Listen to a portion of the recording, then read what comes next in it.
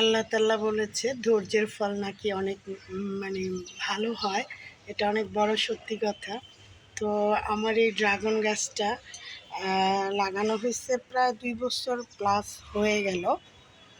তো গাছটা কিনে দিয়েছিল আমাদের মানে বডিগার্ড আর কি। ও কিনে দিয়েছিল আমাকে গাছটা। তোকে একদিন বললাম আমাকে একটা ড্রাগন ফল গাছ কিনে দিও তো।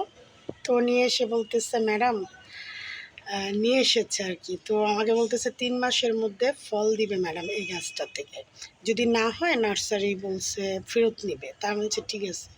তো গাছটা কিনে দেওয়ার পরে প্রায় ১৫ দিন পরে ও রোড অ্যাক্সিডেন্টে মারা যায়। কি বলবো, এত একজন মানে ভালো মানুষ ছিল, আল্লাহ ওকে জান্নাতবাসী করুক। তো ৩ মাস তো ফল ধরেনি, ২ বছর প্লাস হয়ে গেল। তো এটা আমাদের গেস্ট রুমের বারান্দা, এখানে আমাদের আসলে তেমন একটা আসা হয় না।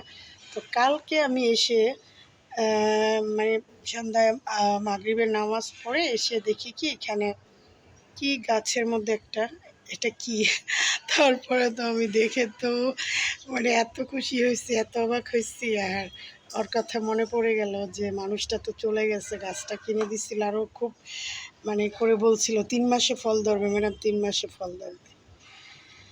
যাই হোক, আল্লাহ কখন কাকে কী বলে বলা যায় না। মানে এখন তো ড্রাগন ফল ভ্যানে করেও বিক্রি করে, অনেক প্রচুর হয় বাংলাদেশ। একটা সময় ছিল আমি যখন ড্রাগন খেয়েছি প্রায় ৪,০০০ টাকা কেজি এরকম করে ইউনিমার্ট থেকে কিনে নিয়ে আসতো।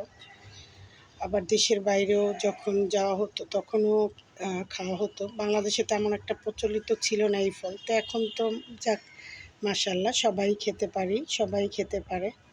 তো এই তো ড্রাগন ফলটা বড় কথা না, আমার অনেক বড় একটা খুশি যে এত বছর পরে ফল ধরেছে। আমি অনেক খুশি।